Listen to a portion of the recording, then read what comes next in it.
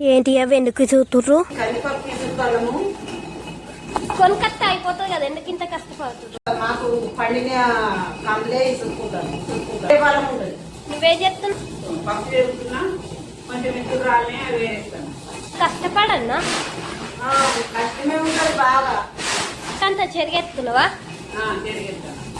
పప్పు కొనుక్కోము, ఎప్పుడు ఇదే వాడుకుంటాం. మా ఇంటి పంట మేమే ఇసుకుంటాం. ఇదే మంచిదా పప్పు?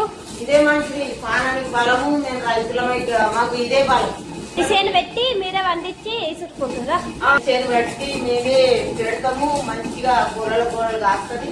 ఇక దాన్ని కొట్టి మంచిగా పొగ చేసి ఇసుకు తీసి ఎండబో ఇసుకుంటాం. ఇక ఏడాది దాకా మస్తు కష్టపడుతుంది. కష్టమే ఉంటుంది, మస్తు కష్టపడతాం మేము. తీసుకుంటే మిక్సీల మీదనే తెచ్చుకొని పట్టినమా, దుకాణాలు వేసుకొని వెనకట కూడా ఇట్లానే ఇసురుతురా? పిండి ఇసుకున్నాము, బట్టలు ఇసుకున్నాము, పప్పు ఇసుకున్నాము, అన్ని ఇసుకున్నాం. ఒక్కొక్క నాలుగు గుడ్డ మక్కలు, 2 గుడ్ల మక్కలు ఇసుకొని కట్టుకోవచ్చుకొని తిన్నాం. ఇప్పుడు ఏముండే, ఇప్పుడు దుకాణం మీద బియ్యము, దుకాణం మీద కూరగాయలు, పప్పులు అన్ని వేసుకొని తిన్నాం. కాడకలో ఏముంది, వడ్లు దంతులు అన్ని చేస్తున్నాం. ఎప్పటికీ ఇదే కష్టంతో ఉంటాం.